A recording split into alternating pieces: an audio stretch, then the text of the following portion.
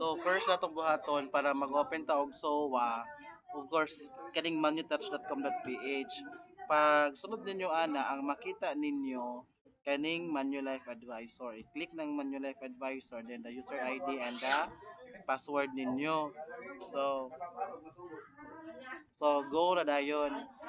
Pag-abot sa go, dili ka sa reports, secure inbox, and then dili na ka sa report name, then agent commission details. Okay?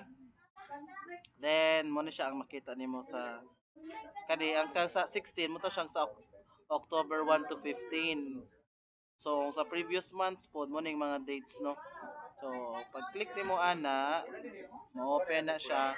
Usahay na mo pop up diri. So kung nay mo pop up diri, ano nimo na i-click nimo na dira nga allow tong nay allow nga pop up. Then ang password ana is katong kani i-send ako sa inyo ang password.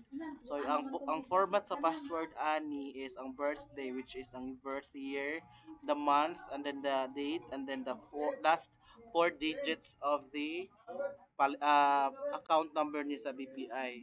Then submit mo na, mo na makita na din naman na dire. Okay? Okay, so nana na open na nimo na siya. Nana ra ang pag kuan tan-aw sa kuan policy. So dito kang kapitan again, buhaton nimo to ka sa imong Google profile, and then ang katong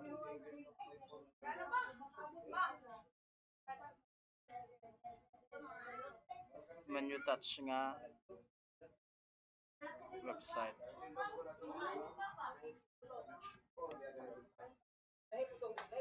Then Manalef Advisor.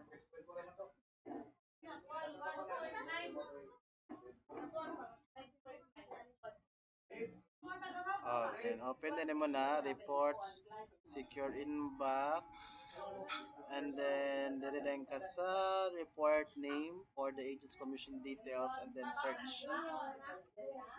So makita nimo na diri. Sample diri makita. Diri may nato kanang follow na butang. So ang password po sa kang kapitan is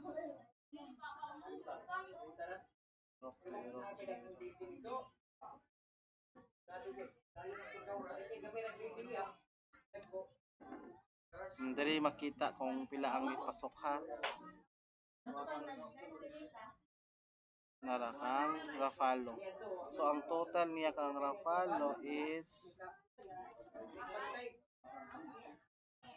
nara ang commission darang commission.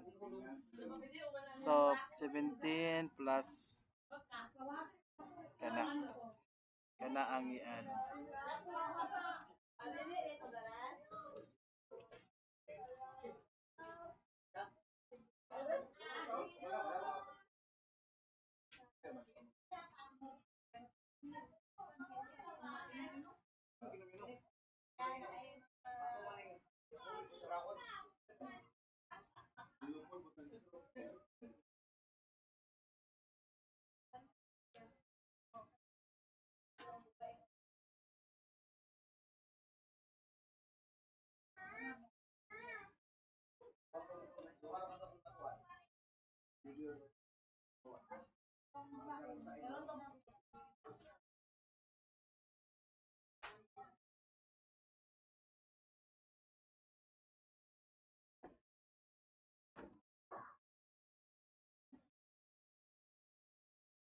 So, pwede rin man na i-save.